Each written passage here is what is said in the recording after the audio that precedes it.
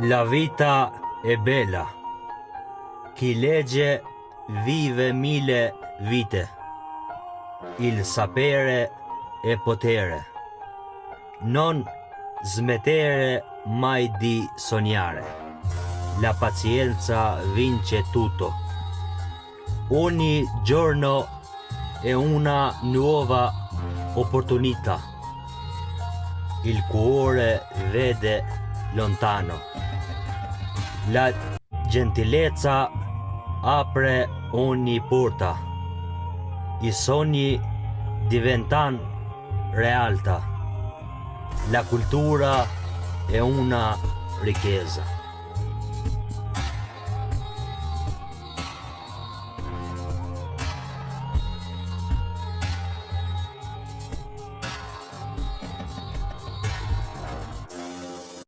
Sì, sempre pronto a sopravvivere da solo.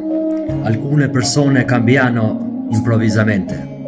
Oggi sei importante per loro. Domani non sei niente per loro. E questa è la vita reale.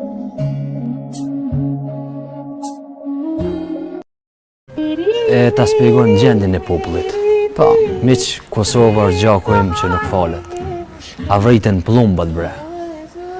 Do më thonë, Sari lexoj emocionona shumë sepse janë vargje që më prekin shpirtnisht.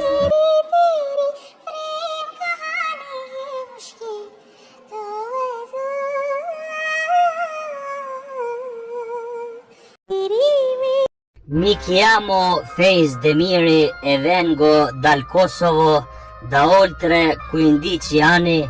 Mi dedico con passione alla scrittura. Finora ho pubblicato 10 opere letterarie, sperimento attraverso di esse il mio amore per la letteratura e la cultura.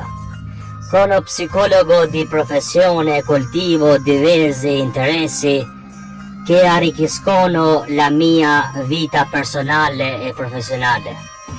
Tra i miei hobby figurano la scrittura, lo studio degli strumenti musicali, la fotografia, il design grafico, l'apprendimento delle lingue straniere e l'apicoltura.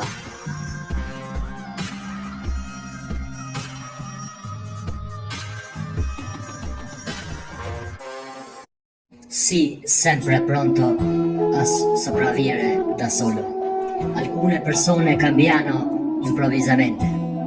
Oggi sei importante per loro. Domani non sei niente per loro. E questa è la vita reale.